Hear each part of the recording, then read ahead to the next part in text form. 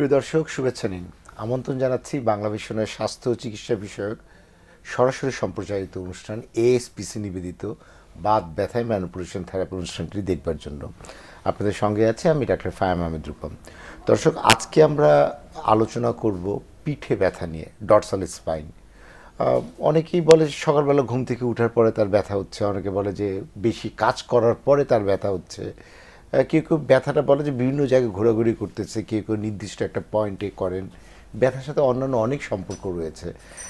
এই ব্যথার কারণটা নির্ণয় করা দরকার এবং এর চিকিৎসাটা কী, কীভাবে এটা প্রতিরোধ করবে, নিরাময় কী, এই বিষয়গুলো নিয়ে আজকে জানবো আমরা আমাদের বিশেষজ্ঞ অতিথির সঙ্গে কথা বলে।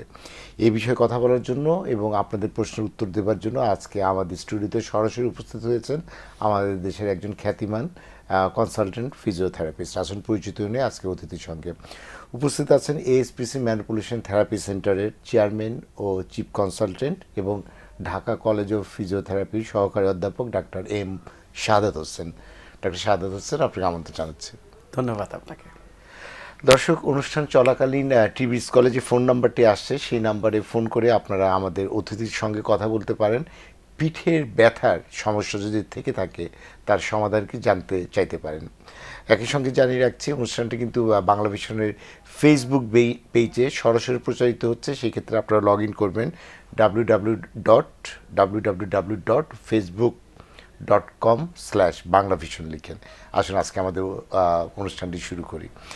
সাধারণত স্যার, আমরা তো বিভিন্ন ধরনের ব্যথা নিয়ে আলোচনা করি। আসলে ব্যথায় তো সবাই কম বেশি ভুগে থাকে।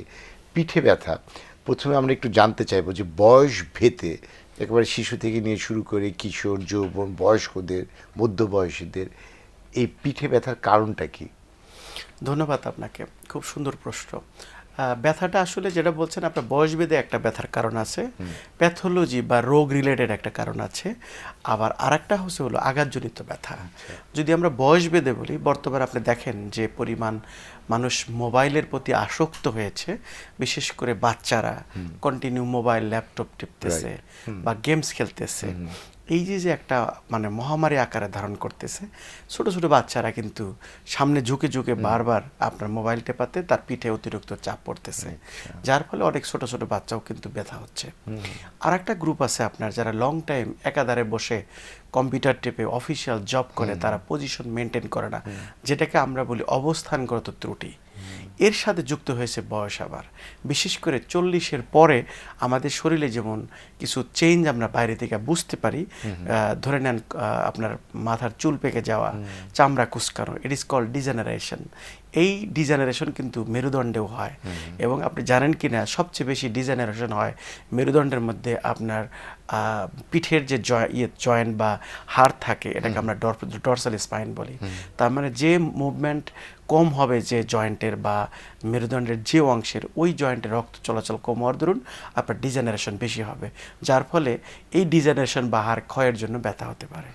আর আরেকটা আছে যেটা প্যাথোলজিক্যাল ইস্যু আছে, যেমন কোন রোগের কারণে পিঠ ব্যথা হয়, বিশেষ করে টিবি স্পাইন, তারপরে ক্যান্সার, হ্যাঁ যক্ষা, ক্যান্সার জাতীয় প্রবলেম, যেগুলো কোন অ্যানি ইনফেকশাস ইস্যু, সে কারণে হতে পারে এটা। আরেকটা হলো আঘাতের কারণে অনেকে অ্যাক্সিডেন্ট করে, এটা হুইপ্লাশ ইনজুরি বলে। ড্রাইভাররা যেমন রাস্তা চলার সময় হঠাৎ করে ব্রেক করে আবার থামিয়ে দেয়, এটা পিঠের মধ্যে অতিরিক্ত চাপ পড়তে পারে, ঘাড়ে পড়তে পারে, সেক্ষেত্রে আঘাতজনিত ব্যথা হতে পারে। কেউ কেউ বলে ভারী উঠাইতে গেছিলাম, তখন আপনার পিঠে একটা টান লাগলো, সে কারণে ব্যথাটা হতে পারে। বাহ, অনেক সুন্দর, যে অনেক কমন কারণগুলো আপনি আমাদেরকে বললেন। আমাদের দেশের বেশিরভাগ মানুষই, আপনি আগের অনুষ্ঠানে বলেছেন যে কোমর ব্যথা, ঘাড় ব্যথায় ভুগে। তো এই কোমরের ব্যথা কি পিঠে যেতে পারে, কিংবা ঘাড় ব্যথা কি পিঠে যেতে পারে, কিংবা পিঠের ব্যথা কোমর বা ঘাড়ে কি যেতে পারে?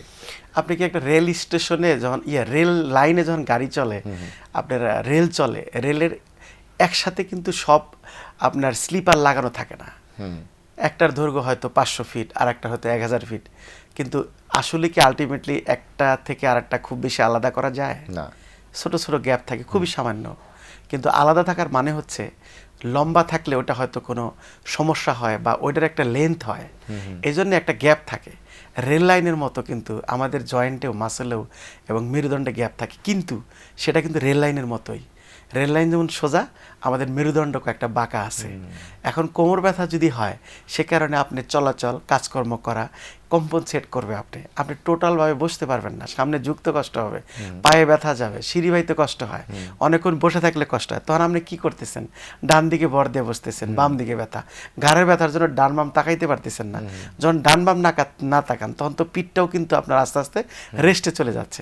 ইট ইজ কল কম্পনসেটরি মুভমেন্ট, যে আমরা যেভাবে ব্যথার জন্য কোমর বা ঘাড়ের ব্যথার জন্য নর্মালি যে বায়োমেকানিক্স আমরা ইউজ করি বা স্টাইল অফ মুভমেন্ট ইউজ করি বা অ্যাক্টিভিটি অফ ডেইলি লিভিং যেভাবে ইউজ করি, সেটা কিন্তু আমার কোমর বা ঘাড় থাকলে ঠিকমতো করি না।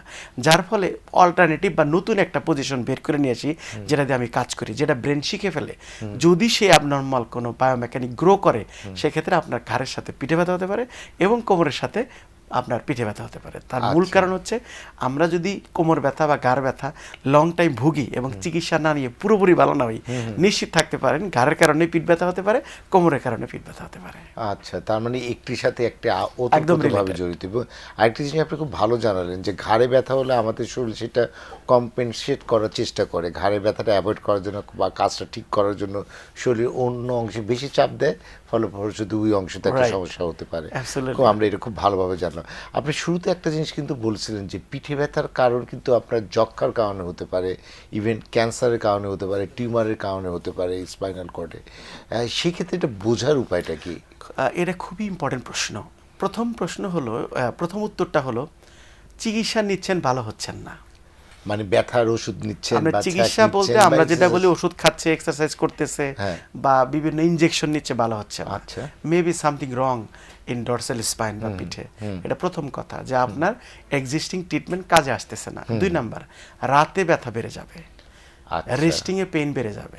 কারণ সাধারণত পেইন কিন্তু রেস্টিং এ কমে যাওয়ার কথা, কারণ any kind of rest giving you or accelerate the healing procedure. Inflammation কমে দেবে, ব্যথা কমবে। এটা রেস্টের প্রথম বৈশিষ্ট্য। রেস্টে ব্যথা বেড়ে যাচ্ছে, শরীরে জ্বর ভাব এবং চিলকানো ব্যথা হবে, কোনোভাবে ব্যথা কমে না। আপনার ওয়েট কমে যেতে পারে, যদি ক্যান্সার জাতীয় কিছু থাকে ওয়েট কমে যাবে, এটা শ্বাসকষ্ট হতে পারে, হাঁচি কাশিতে ব্যথা হতে পারে। এবং সবচেয়ে মারাত্মক হলো যে আপনি যে চিকিৎসা নিচ্ছেন, যেমন ব্যথার ওষুধ খাচ্ছেন, অনেকে বলে আমি 2 ঘন্টা ভালো থাকি, অনেকে বলে আমি আধা ঘন্টা ভালো থাকি, তারপরে আবার ব্যথা চলে আসতে পারে। এটা হলো নর্মাল তাদের বুঝার ব্যাপার। আচ্ছা, এবং জ্বর একটা বড় ইস্যু এই জন্যে যে ইনফ্লামেটরি বা ইনফেকশাস কিছু থাকা, টিবি স্পাইন থাকা বা আপনার ক্যান্সার থাকা, ম্যালিগনেন্সি থাকা, জ্বর তো পূর্ব লক্ষণ থাকবেই, বমি আসতে পারে। তাহলে এই পিঠে ব্যথাটাকে আমাদের খুব আমলে নিতে হবে। খাওয়া দাওয়া অরুচি, শরীরের ওজন কমে যাওয়া, কাশি কিংবা কাশির সাথে রক্ত, এগুলো হলে আপনার এই ব্যথা সামান্য ব্যথা না, খুব সিরিয়াস নিতে হবে। এবং সেক্ষেত্রে যদি আপনি এরকম প্যাথোলজিক্যাল কিছু ইস্যু, আপনি রোগ নির্ণয় করতে চান, প্রথম তো হিস্ট্রি নিতেই হবে, যেগুলো আমি বললাম। সাথে অবশ্যই এমআরআই, এক্স-রে বা রিলেটেড ব্লাড টেস্ট করে অবশ্যই একজন স্পেশালিস্টের পরামর্শ নেওয়া। কারণ এটা এমন একটা খারাপ, যদি টিবি স্পাইন হয়, এটা খারাপ হতে হতে যে ইন্টারভার্টিবাল স্পেস আছে সেটা রিডাক্ট হয়ে যায়। সবচেয়ে মারাত্মক হলো আপনার ডিস্কের হাইট বা বোনের যে বডি, স্পাইনাল বডির যে বডি, সেটা ক্ষয় হতে হতে চেপতে চেপতে এমন হয়ে যায় এটা স্পাইনাল কর্ডে আপনার কম্প্রেশন হয়, সবচেয়ে মারাত্মক, যেটাকে আমরা কট কম্প্রেশন বলি, কট লেশন বলি। তখন কিন্তু সে কিন্তু রুগী কিন্তু প্যারালাইজ হয়ে যাবে একদম। আমরা এই কম্প্রেশনটা বা হাড়টা যেন চেপে না যায়, এটা আমরা চাই না। এই জন্য আমরা আলোচনাগুলো আজকে করছি আমাদের দর্শকদের সচেতন করার জন্য। আমরা এই পর্যায়ে একটি দর্শকের ফোন নিতে চাচ্ছি। প্রিয় দর্শক, আসসালামু আলাইকুম। আপনার নাম, বয়স বলে প্রশ্নটি করুন। হ্যালো স্যার, আসসালামু আলাইকুম। আমি চট্টগ্রাম থেকে বলতেছি, সালমা আক্তার। আমার বয়স 32 বছর। জি বলুন। আমার আজকে প্রায় 5-6 বছর ধরে পিঠের বাম পাশে অনেক ব্যথা। এটা বিশেষ করে মনে হয় শীতে বেড়ে যায় বা আমার ঠান্ডা লাগলে ব্যথাটা বেশি হয়। আচ্ছা, আপনি কি কোনো চিকিৎসা নিয়েছেন এই পর্যন্ত? হ্যাঁ, আমি একবার ডাক্তার দেখাইছিলাম, উনি বলছিল এটা মেজর কোনো প্রবলেম না, হয়তো বাতের কারণে হচ্ছে। আপনার কি হাত নাড়াচাড়া করতে ব্যথা করে? না, আমার হাত নাড়াচাড়া করতে ব্যথা করে না এবং আমার কোনো ডায়াবেটিস নাই। ওকে ওকে ওকে, ফাইন। ধন্যবাদ সুন্দর প্রশ্নের জন্য। আমাদের বিশেষজ্ঞ অতিথি আপনার প্রশ্ন উত্তর দিচ্ছেন। ডক্টর সাদাত? বেসিক্যালি ওনার পজিশনাল ফল্টের ব্যথাটা এটা। আচ্ছা। এটা মাসকুলার পেন, এটা উনি যেটা বলছে ডায়াবেটিকও নাই। অনেক ক্ষেত্রে ডায়াবেটিক থাকলে আনকন্ট্রোল ডায়াবেটিক যে Neuropathic আনকন্ট্রোল একটা pain হতে নিউরোপ্যাথি পারে। টাইপের, নট অনলি দ্যাট, যে uncontrolled diabetics damage the local nerve. Right. Owner centre যেহেতু পেন, সেক্ষেত্রে নার্ভের ইফিকেসি কমে দেয়, মাসেলের ইফিকেসি কমে যায়। ওনার ব্যথাটা পজিশনাল ফল্ট। উনি সোজা হয়ে বসা ঠিকমতো বসে না। আমাদের দেশের মহিলার শতকরা 100 থেকে 90% মহিলা কিন্তু কুজো হয়ে বসে, আচ্ছা। পেটের উপরে ভাঁজ করে বসে, এই জন্য মহিলা রোগীর সংখ্যা বেশি। উনি যেটা করতে পারে, উপর হয়ে শুয়ে 2টা বালিশ নিয়ে হয়তো শুয়ে থাকতে পারে। আর আমাদের হয়তো এটাকে আমরা বলি ব্যাক এক্সটেনশন এক্সারসাইজ। দর্শক যদি বুঝে থাকে তাহলে 2টা ওয়ালের মাঝে একটা ফাঁকা জায়গা থাকে, দেখেন অ্যাঙ্গেল, দুই দিকে 2টা হাত রেখে যদি অ্যাঙ্গেলটা বুক বরাবর এরকম চাপ দেয়, তাহলে ওনার ডরসাল বা পিঠ কারেকশন হয়ে যাবে, যার ফলে স্ট্রেস বা চাপটা কমে যাবে, যার ফলে ইজিলি ব্যথাটা কমে যাবে। কারণ উনি যেটা বলছে অনেক দিন, তার মানে উনি ডাক্তারও দেখাইছেন, ব্যথার ওষুধও খেয়েছেন, ক্যালসিয়াম ভিটামিন খেয়েছেন। যে ব্যথাগুলো ওষুধে ভালো না হয়, বিশেষ করে ব্যথার ওষুধ, ক্যালসিয়াম ভিটামিন, অথবা দেখা গেছে অনেকে আবার স্টেরয়েডও খায়, খেলে ভালো, বন্ধ করলে আবার আসে, সেক্ষেত্রে এটা মেকানিক্যাল পেন। সর্বোপরি উনি একজন ফিজিওথেরাপি মানে ম্যানুয়াল ফিজিওথেরাপি স্পেশালিস্ট দেখে যদি এক্সারসাইজ থেরাপি করে তাহলে সুস্থ হয়ে যাবে ইনশাআল্লাহ। আচ্ছা, তাহলে ব্যাক এক্সটেনশন একটা Exercise ব্যায়ামের বলে। কথা বললেন, সেটা সেটা ভালো। অবশ্যই একটু আপনাদের মতো যারা বিশেষজ্ঞ আছে তাতে তত্ত্বাবধানে থেকে করে ট্রায়াল করে নিলে ভালো হয়। আশা করি এতেই ভালো হয়ে যাবে। এবং আপনি একটি ব্যাপারে কিন্তু খুব জোর দিলেন যে আমাদের যে গৃহিণীরা একই পজিশনে থেকে কাত হয়ে দীর্ঘ সময় ধরে একই কাজ বারবার করে, হয়তো বা তিনি বুঝতেও পারছেন না, এটা থেকে পরবর্তীতে ব্যথার সৃষ্টি হয়। আশা করি মিসেস ফাতেমা আপনার প্রশ্নের উত্তরটি পেয়েছেন। ম্যানুয়াল থেরাপি বা এক্সারসাইজ থেরাপির মাধ্যমে কিন্তু আপনার এই সমস্যাটি সমাধান সম্ভব। আমরা যেটা কিছুক্ষণ আগে আলাপ করছিলাম যে এই বয়স্কদের পিঠে ব্যথা, এই পোর্শনটা যদি আমরা আসি যে 60-65 বছর উপরে পিঠে ব্যথা প্লাস একটু কুঁজো হয়ে যাওয়া, এবং আমাদের সচেতনতাও বেড়েছে, অনেকে কিন্তু এখনও ব্যথার ওষুধ খেতে চায় না, তারা অল্টারনেটিভ ওয়ে খুঁজে, তাদের ক্ষেত্রে আপনি কি বলবেন? বেসিক্যালি বয়স্কদের পিঠে ব্যথার মূল কারণ হচ্ছে অস্টিওপোরোটিক চেঞ্জ আচ্ছা। Or degeneration. এক্ষেত্রে একটা এক্সরে করলে দেখবেন 2টা হাড়ের মাঝে যে ফাঁকা জায়গাটা আছে, যে ইন্টারভার্টিবাল স্পেস আছে, সেটা রিডাক্ট হয়ে যায়। আচ্ছা। যখনই অস্টিওপোর মানে ছিদ্র ক্ষয় যায়, ডিজেনারেশন হয়, তখন ইন্টারভার্টিবাল যে হাইটটা কমে যেয়ে আস্তে আস্তে সামনের সাইডটা আপনার নিচু হতে থাকে। কারণ আমরা তো সামনে যে কাজ বেশি করি, যার ফলে এক্সরে করলে দেখা যায় মেরুদণ্ডের হাড়টা সামনে বাঁকা হয়ে গেছে, যেটাকে আমরা মেডিকেলের ভাষায় কাইফোটিক চেঞ্জ বলি। এই জন্য রুগীরা যদি বলা হয়, রুগী তখন বলে যে আমি সোজায় হাঁটতে পারি না এবং আস্তে আস্তে সামনে গলে যাচ্ছি বা বলের মতো হয়ে যাচ্ছি। এই ক্ষেত্রে সবচেয়ে বেস্ট হলো 2 থেকে 3টা জিনিস। তাকে সিনসিয়ার হতে হবে তার পানি খাওয়ার ব্যাপারটা, 3 থেকে 3.5 লিটার পানি খাবে যদি তার কিডনি প্রবলেম না থাকে। 2 নাম্বার হচ্ছে পজিশনাল ফল্ট সে কারেক্ট করতে হবে। কোনোভাবেই সে কুজো হয়ে বসা যাবে না, পিছনে একটা লাম্বার রোল ইউজ করতে পারে অথবা কুশন ইউজ করতে পারে। আর যখন সে হাঁটবে, হাঁটার প্র্যাকটিসের জন্য একটা সহজ রাস্তা হলো আপ স্টিয়ারিং করা, আচ্ছা। সিঁড়ি বাওয়া বা সিঁড়ি উপরে ওঠা। হ্যাঁ, উপরে ওঠার ক্ষেত্রে তো কুজো হবে, নিচে নামাটা, সরি আচ্ছা। এটা নিচে নামাটা, ডাউন স্টিয়ারিং। আপনি দেখেন যখন সোজা হয়ে ডাউন করবে সে, সামনে আমরা ঝুঁকতে কিন্তু সিঁড়ি উঠতে কিন্তু আমরা কুজো হয়ে যাই, কিন্তু নামতে কিন্তু চাইলেও কুজো হওয়া যায় না সোজা হয়ে। এটা একটা প্র্যাকটিস হতে পারে। আর একটা একটু আগে যে উত্তরটা দিলাম যে সারাদিনে সকালে 20 মিনিট এবং রাতে 20 মিনিট 2টা করে বালিশ বুকের নিচে দিয়ে, প্রথম বালিশটা 5 মিনিট, পরের বালিশটা আপনার 10 মিনিট, 2টা সহ বালিশ শুয়ে থাকলে কাইফোটিকটা কারেকশন হলে ব্যথাটা কমে যাবে। আচ্ছা, খুব কারণ সুন্দর আপনি যে সমাধান। প্রশ্নটা করছেন, 60 বছরের একটা মানুষ, আমি মনে করি যদি সেখানে কোনো প্যাথোলজি বা সিরিয়াস ইনফ্লামেশন না থাকে, তাহলে কোনোভাবেই ব্যথার ওষুধ আমরা অ্যাপ্রিসিয়েট করি না। Right. কারণ there is a big chance to get the damaged. এরকম বলা হয়েছে একটি ব্যথার ওষুধই যথেষ্ট আপনার কিডনিটাকে Renal ড্যামেজ করার failure, জন্য। হঠাৎ এই জন্য renal shutdown আমাদের হলো। একটা ডায়ালগ আছে, নো হ্যাঁ, পিল হ্যাঁ। নো বিল। আচ্ছা। নো পিল নো বিল। আচ্ছা। ওষুধ তো খাবে না, টাকাও দেবো না। আচ্ছা। শুধু নিয়ম যদি মানে 60% ব্যথা রোগী, মেরুদণ্ডের ব্যথা ইজিলি ভালো হয়ে নিয়ম যায়। মেনেই ভালো থাকা সম্ভব। আরেক দর্শকের ফোন নিচ্ছি। প্রিয় দর্শক, আসসালামু আলাইকুম, আপনার নাম বয়স বলে প্রশ্নটি করুন। ওয়ালাইকুম আসসালাম। আসসালামু আলাইকুম। আমার নাম মোহাম্মদ সাগর, আমি হবিগঞ্জ থেকে বলতেছি। আমার একটা ডান পাশে ব্যথা করে, মানে একদম বুকের মানে ডান পাশে পিছনে আর কি, পিছনে মাঝ বরাবর, মানে কিডনির উপরে একদম। ওকে, আপনার বয়স কত? আমার বয়স 31। কি করেন? আপনি কি ধরনের কাজ করেন? আমি একজন মেকানিক টেকনিশিয়ান। আচ্ছা, I see. খুব ভারী জিনিস তুলতে হ্যাঁ, লাগে তুলতে বা হয়। ব্যবহার করতে লাগে, কাজ করতে লাগে? ওয়ার্কশপে না, কাজ এরকম করেন? ভারী কিছু উঠতে লাগে না, তবে হঠাৎ মাঝে সাথে মানে 5-10 কেজি। সামনে ঝুঁকে কাজ করেন কিনা আপনি? না, আমি ঝুঁকে কাজ করি না। ওকে, ঠিক আছে। আচ্ছা, ধন্যবাদ ভাই সাধন, আপনার প্রশ্নের উত্তরটি আমরা জানাচ্ছি। বেসিক্যালি আমাদের দেশে একটা প্রচলন আছে, আমার বেশ কিছু নিউরোলজিস্ট রুগী আছে আমার, তারা বা তাদের সাথে রিলেশন আছে, তারা বলে যে সাধারণত আমরা যখন রুগী দেখি, যদিও সে নেফ্রোলজিস্ট, 60% রুগী তাদের কোমর ব্যথার রুগী। কারণ বাংলাদেশের মানুষ যেটা করে, পিঠে ব্যথা বা কোমরের একটু উপরে হলেই বলে এটা তো আমার কিডনির সমস্যা। ভাই এটা আসলে আপনি যদি দ্বন্দ্ব থাকে তাহলে আপনি ক্রিয়েটিনিন টেস্ট করে দেখেন ফাংশনটা ঠিক আছে কিনা। আদারওয়াইজ এই বয়সে কিডনির সমস্যা সাধারণত হয় না। যদি হয়ে থাকে তাহলে আমরা বলি প্রস্রাবটা ঘোলা হবে, প্রস্রাব গন্ধ হবে, শরীরে থাকবে আপনার জ্বর থাকবে, এরকম কিছু থাকলে হতে পারে আপনার কিডনি। কিন্তু বেসিক্যালি কিডনির সমস্যা খুব কম, তার 31 যেহেতু সম্ভাবনা মেকানিক্যাল পেন। সে যেহেতু মেকানিক্যাল ইঞ্জিনিয়ার, সে তো মেকানিক্সটা বুঝবে। মেকানিক্যাল পেন বলতে আমরা সহজভাবে যদি বলি, তার ব্যথাটা 24 ঘন্টায় একরকম থাকবে না, কোনো একটা পজিশন বা অবস্থান বেশি হবে, কোনোটা অবস্থানে কমে যাবে। যদি উদাহরণ বলি, যেমন অনেকক্ষণ বসে থাকলে হতে পারে তার বাড়ে, আবার হাঁটা চলা করলে কমে যায়। It is call functional problem বা মেকানিক্যাল প্রবলেম। এই সমস্ত ব্যথাগুলো সহজ হচ্ছে এক্সারসাইজ থেরাপি।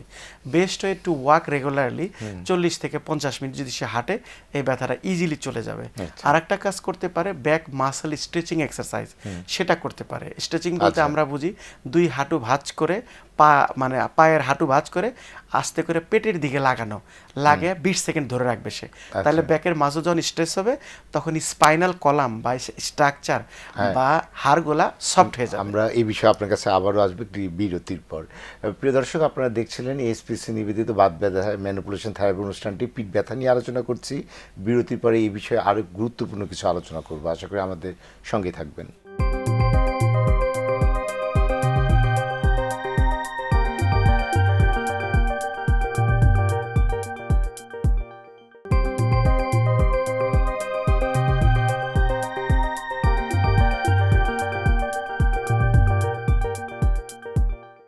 প্রিয় দর্শক, আবারও স্বাগত জানাচ্ছি এএসপিসি নিবেদিত বাত ব্যথা ম্যানিপুলেশন থেরাপি অনুষ্ঠানটি দেখবার জন্য। পিঠের ব্যথা নিয়ে আলোচনা করছিলাম।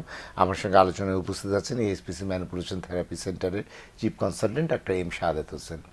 ডাক্তার শাহাদাত হোসেন, বিরতির আগে অনেক বিষয় নিয়ে আলোচনা হয়েছে, অনেকগুলো কারণ জানিয়েছেন এবং বলেছেন যে পিঠ ব্যথার সমাধান ব্যায়াম এবং ওষুধ ছাড়াই সম্ভব বেশিরভাগ ক্ষেত্রে। ব্যথার সাথে কিন্তু আমরা আগের অনুষ্ঠানগুলোতে আলোচনা করেছি যে অ্যানকাইলোজিং স্পন্ডোলাইটিস, রিউমাটয়েড আর্থারাইটিস, এই রোগগুলো যাদের থাকে তাদের পিঠের ব্যথার ধরনটা কীরকম হয়, অনেক তীব্র হয় কিনা? Thank you. বেসিক্যালি এটা কিন্তু খুব কমন আসলে, যেমন আপনি যেটা বলেন অ্যাঙ্কাইলোজিং স্পন্ডালাইটিস, এটা কনফার্মেশন টেস্ট হচ্ছে HLA-B27 যদি পজিটিভ হয়, কিন্তু এক্সরে দেখেও কিন্তু বুঝতে পারেন যে তার অ্যাঙ্কাইলোজিং আছে কি না। এটাকে আমরা বলি ব্যাম্বো শেপ স্পাইন, এবং স্পাইনের যে হাড়গুলা থাকে সেটা কিন্তু একদম লিপিং হয়ে যায়। যেমন ছোটোবেলায় আমরা দেখছি ঘর লেপলে যেমন যে একদম কোনো দাগ থাকে না, এরকম ওরকম করে লিপিং হয়ে যায়। তো সেক্ষেত্রে অবশ্যই আপনার পিঠে ব্যথার সাথে অ্যাঙ্কাইলোজিংয়ের সম্পর্ক হলো রুগীগুলা সামনে বেঁকে যাবে, এটাকে আমরা বলি সানকিন চেস্ট, মানে বুকটা ভিতরে ঢুকে যাবে। নর্মাল মানুষ যদি কাইফোটিক হয় তাও কিন্তু ঢুকে না ভিতরে, কিন্তু অ্যাঙ্কাইলোজিং স্পন্ডালাইটিস, রেমাটয়েড আর্থ্রাইটিস বা বাত জাতীয় প্রবলেমগুলো রুগীরা সবসময় চায় যে সে একটা looking for pain free position, যার ফলে সে একটু কুজো হলে ভালো লাগে, পরে একটা সময় আর সোজা হইতে পারে না। এই জন্যে there is a big relation with the ankylosing spondylitis বা বাত উইথ দ্য ডরসাল স্পাইন, এবং পিঠে ব্যথার সাথে এটা খুব ক্লোজ রিলেশন আছে কিন্তু। ওকে, তার মানে এই ব্যথাগুলোরও ট্রিটমেন্ট সাথে সাথে যদি আপনি অ্যাঙ্কাইলোজিং এর ট্রিটমেন্ট বলেন তাহলে আমরা 3টা কথা বলি, একদম ফ্রেশ 3টা। অ্যাঙ্কাইলোজিং স্পন্ডালাইটিসের চিহ্ন হলো 2টা, পেইন অ্যান্ড স্টিফনেস, ব্যথা এবং শরীরটা শক্ত হয়ে যাবে। আর চিকিৎসা হচ্ছে 3টা। এক, রুগী তাকে মেডিসিন তো খেতেই হবে, যেহেতু rheumatic issue, he or she must consult with the rheumatologist or medicine doctor. তারপরে বলছে কি স্টিফনেস, শরীরটা শক্ত হয়ে যাচ্ছে, তার মানে চিকিৎসা 2টা, এক্সারসাইজ থেরাপি বা কারেকশন থেরাপি বা ফিজিওথেরাপি। আর 3 নাম্বার সমস্যা হচ্ছে সমাধান হচ্ছে সে নিজেই যে সুইমিং বা সাঁতার কাটতে হবে। সিম্পল একদম সামারাইজ করলে সমস্যা 2টা, ব্যথা আর স্টিফনেস, চিকিৎসা 3টা, ওষুধ, এক্সারসাইজ বা কারেকশন থেরাপি, 3 নাম্বার সাঁতার কাটা। সাঁতার কাটা তো অনেক সময় খুব কষ্টসাধ্য হয়ে যায়, সাঁতার কাটার জায়গা থাকে না। সিম্পল যদি চিন্তা করেন যে আমি ঢাকায় থাকি, কিন্তু এখান থেকে কেরানীগঞ্জ একটা পুকুর আছে, আমাকেই তো খুঁজতে হবে। আমি ফ্রাইডে যেতে পারি, অফিসের পরে যেতে পারি, সপ্তাহে 1 দিন যেতে পারি, 2 দিন যেতে পারি। আমি যদি বাজারঘাট করার জন্য তিন ঘন্টা খরচ করে যদি আমি দূরে যাই, তাহলে আমার সাঁতারের জন্য আমি কেন যেতে পারবো না? হ্যাঁ, তার মানে আমি আপনি সিরিয়াস না। অতএব এই ফোনটা আমাদের অবশ্যই দিতে হবে। আরেক দর্শকের ফোন নিয়ে নিচ্ছি। প্রিয় দর্শক, আসসালামু আলাইকুম, আপনার নাম বয়স বলে প্রশ্নটি করুন। বলেন। হ্যালো। হ্যাঁ, বলতেছি যে আমার সারা রাত পিঠ ব্যথা করে ঘুমানোর পরে, বুঝছেন, প্রচন্ড ব্যথা করে, কিন্তু সকালে ঘুমের থেকে ওঠার পরে কিছুক্ষণ পরে ব্যথা কমে যায়, কোনো ব্যথাই সারাদিন অনুভব হয় না, কিন্তু বিশ্রামে গেলেই আমার এই পিঠ ব্যথাটা প্রচন্ড আকারে হয়, সারা পিঠ ব্যথা। আপনার বয়স কত? 43 বছর। আচ্ছা, আপনার কি এমনি অন্যান্য কোনো অসুখ আছে? কোনো ওষুধ খেতে লাগে রেগুলার? না, আমার কোনো ডায়াবেটিস নাই, থাইরয়েড নাই, শুধু একটু হাই প্রেসার আছে। আপনার শরীরের ওজনটা কিরকম? ওজন স্বাভাবিক আছে? আমার ওজন হচ্ছে 63 কেজি। আচ্ছা, ধন্যবাদ। হ্যাঁ, ধন্যবাদ স্বাভাবিক আছে। ধন্যবাদ। আমি- আপনার প্রশ্নের উত্তরটি জেনে নিন। ওনাকে আনসার খুব সহজ। হ্যাঁ। 40 ক্রস করছে তো উনি, কিছু হরমোনাল চেঞ্জ তো শুরুই হয়েছে, হাড় ক্ষয় শুরু হয়েছে। ওনাকে আমি প্রথম যেটা পরামর্শ দেব, ওনার তোষকটা চেঞ্জ করতে। আচ্ছা, উনি একটা নতুন তোষক বানিয়ে উনি যদি একটু শয়, 50% ব্যথা কমে যাবে। সবসময় মনে রাখতে হবে, রোগীদেরকে আমরা বলি যদি কারো ব্যথা রাতে বাড়ে, যদি কোনো প্যাথোলজি বা রোগ না থাকে, তাহলে সেটা পজিশনাল ফল্ট। সেক্ষেত্রে আমরা বলি আপনার তোষকটা চেঞ্জ করে নেন। কারণ সবসময় যে শক্ত তোষক কাজ করবে তা না। ওনার পিঠে ব্যথার জন্য একটু নরম, বেশি নরম না, ফার্ম বিছানা দরকার। আর উনি যখন শুবে, শোয়ার সময় যদি পারে গরম পানি দিয়ে গোসল করবে, অথবা একটু গরম সেক নিতে পারে, ড্রাই হিট না কিন্তু, মানে হট ওয়াটার ব্যাগ দিয়ে না, সে গরম পানিতে তোয়াইলা ভিজিয়ে তোয়াইলা পানি ফেলে দিয়ে ওই ভাপটা নিয়ে বাস 20 মিনিট নিয়ে সে শুয়ে পড়বে, যদি সম্ভব হয় সকালে নেয়। এরকম 10 দিন করলেই কমে যাবে। এটা নিয়ে আমার মনে হয় টেনশন। আপনি কিছুক্ষণ আগেও বললেন বিছানায় শোয়া, উপর হয়ে শোয়ার কথা বললেন, এর কি বেনিফিট আছে? বেসিক্যালি আমরা সারাদিনে 80% কাজ করি সামনে ঝুঁকে, যে কিছুই করে না, কয় কি করো, কয় বসে আছি। বসে আছে মানে কি, কুজু হয়ে পড়ছে, সে তার বুক টানতে বসে নাই। আমরা উপর হয়ে শোয়া মানে এটাকে ব্যালেন্সিং করা, ইটস রিভার্স এক্সটেনশন বলে এটাকে, যে আমি উল্টা দিকে বাঁকা হচ্ছি। আর সামনে বাঁকা তো আমি প্রতিদিনই করতেছি। তাহলে আপনার বড় একটা কারণ হচ্ছে যে আমি সামনে যদি কাজ করার জন্য মেরুদণ্ডে যে স্ট্রেস পড়তেছে, ব্যাক মাসল উইক হয়ে যাচ্ছে, আর্থোকাইনেমেটিক বা অস্টিওকাইনোমেট্রিক যেটা বলি, হাড় এবং জয়েন্টটা একটা স্ট্রেস পড়তেছে, সেই স্ট্রেসটা কমানোর জন্যই উপর হয়ে শুয়ে থাকা। এই রোগীও কিন্তু তাই করতে পারে। তাই করতে পারে। খুব সুন্দর জানিয়েছেন, আশা করি আমাদের দর্শক উপকৃত হয়েছেন। ডাক্তার শাহাদাত হোসেন, যদি সামগ্রিকভাবে জানতে চাই যে আমরা এই পিঠ ব্যথাটাকে অ্যাভয়েড করতে চাই, প্রতিরোধ করতে চাই, কি করা দরকার এবং কি সাইন দেখলে, কি লক্ষণ উপসর্গ দেখলে তাৎক্ষণিকভাবে চিকিৎসকের পরামর্শ গ্রহণ করা প্রথম দরকার? কথা হলো ডায়াগনোসিস করাটা অত্যাধিক জরুরি। প্রথমে যদি কারো ব্যথা হয়, প্রথমে সে রেস্টে যেতে পারে, এবং সে কিন্তু একটু প্যারাসিটামল খেতে পারে, একটু গরম শেক নিতে পারে, ঠান্ডা শেক নিতে পারে, তারপরে একজন পার্শ্ববর্তী ডাক্তার দেখাতে পারে। আলটিমেটলি আমরা সাধারণত চিকিৎসা বলতে বুঝি ব্যথার চিকিৎসা, ব্যথার ওষুধ, ক্যালসিয়াম, ভিটামিন, মাসেল ল্যাকজেন খেয়ে দেখতে পারে সে with the consultation from the doctor. তারপরে দেখলো যে না, এই ব্যথাটা এরকম যে আমি আসলে সারতেছে না, যে আমি ওষুধ খাচ্ছি, ভালো থাকি, বন্ধ করলে আবার আসি। এটা কোন ধরনের ব্যথা? ব্যথাটা কিন্তু এই ধরনের যে ব্যথাটা আসলে তার কোনো ইনফ্লামেটরি স্ট্রেস ক্যারি করতেছে না, আসলে এটা মেকানিক্যাল স্ট্রেস, যে কাজের সাথে ব্যথা হচ্ছে। এই ব্যথাটা তাকে অবশ্যই এক্সারসাইজ থেরাপি দিয়ে যেতে হবে, যেটাকে আমরা আমাদের এসপিসিতে আমরা ইউজ করি, এটাকে HDM বলে। It's a newly introduce in the world, already inventor আমরা। এটা আসলে অ্যাসেসমেন্ট বেসড যে কারেকশন বা ম্যানুয়াল থেরাপি, যেটা কিনা আমরা ফলো করি পিঠে ব্যথার যে কারণে হয়। কারো একটা বিগ অ্যাবডোমেন আছে, মোটা পেট আছে, সে কারণে পিঠ ব্যথা হতে পারে, হয়তো সময়ের স্বল্পতায় মেকানিজম বলা যাচ্ছে না। কারো যদি 6 প্যাক থাকে, সে কারণে পিঠ ব্যথা হতে পারে। ইটস ইমব্যালেন্সিং প্রেশার অন দা মানে ডরসাল বা পিঠে যে সমস্যাটা, এটা যদি হয় তাকে ফিজিওথেরাপি নিলেই সবচেয়ে বেস্ট। কতদিন নিতে হয় এবং এক্ষেত্রে কোনো যন্ত্রপাতি ব্যবহার করেন? এটা আসলে আমরা করি না, আমরা ম্যানুয়াল থেরাপি পুরা করি, এবং দ্যাট ইজ সাইন্টিফিক। কারণ ম্যানুয়াল থেরাপির 2-3টা উদ্দেশ্য আছে। সেটা হলো কারেক্ট দ্য মেকানিজম, তার মানে ব্যথা কমে যাবে। যখন ব্যথা কমে যাবে, রোগীরা তার ফাংশনাল মুভমেন্ট আগের মতো সুন্দর করে করতে পারবে, এবং সে প্রতিটা মুভমেন্ট আগের অবস্থা ফিরে পাবে, যেটাকে আমরা বলি মেকানিক্যাল কারেকশন তার হয়ে যাবে। এই 3টা জিনিসের জন্য বেশ হচ্ছে ম্যানুয়াল থেরাপি। দেখলেন যে থেরাপিও থেরাপি নিচ্ছেন, ওষুধও খাচ্ছেন, ব্যথা কমতেছে না, সেক্ষেত্রে ফার্দার আপনার ইভ্যালুয়েশন করতে আপনাকে টেস্টে যেতে হবে, দেখেন ক্যান্সার আছে কিনা, টিবি স্পাইন আছে কিনা, আদার ইনফেকশাস কোনো রিলেশন আছে কিনা। অনেকের ক্ষেত্রে কিন্তু আমরা দেখি যে লাংকের টিবির সাথে কিন্তু আপনার ডরসাল টিবি স্পাইনের বিশাল একটা সম্পর্ক। It is very close to the কিন্তু ডরসাল স্পাইনের জন্য যারা চেস্ট ডিজিজ স্পেশালিস্ট আছে তারা কিন্তু ডরসাল স্পাইনের স্ক্যান করে নেয় যে have any side effect or এইটা স্প্রেড হয়েছে কিনা সেক্ষেত্রে।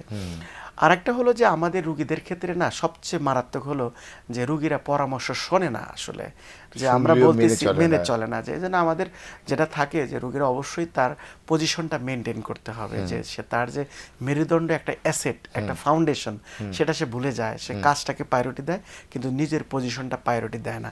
সেক্ষেত্রে আমরা বলি যে লাম্বার যে আছে রোল আছে সেটা ব্যবহার করা। আরেকটা হলো পানি বেশি খাওয়া, 3 থেকে 3.5 লিটার পানি খেতে হবে টু ইনক্রিজ বা maintain our lubrication in the body.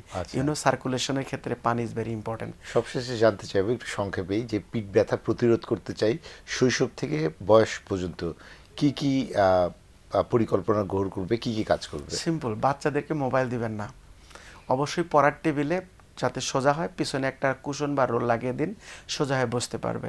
বৃদ্ধ, বয়স্ক, মধ্যবয়স্ক বা বাচ্চা যেই বলেন 1 ঘন্টার উপরে কোনো বসা কাজ করা যাবে না।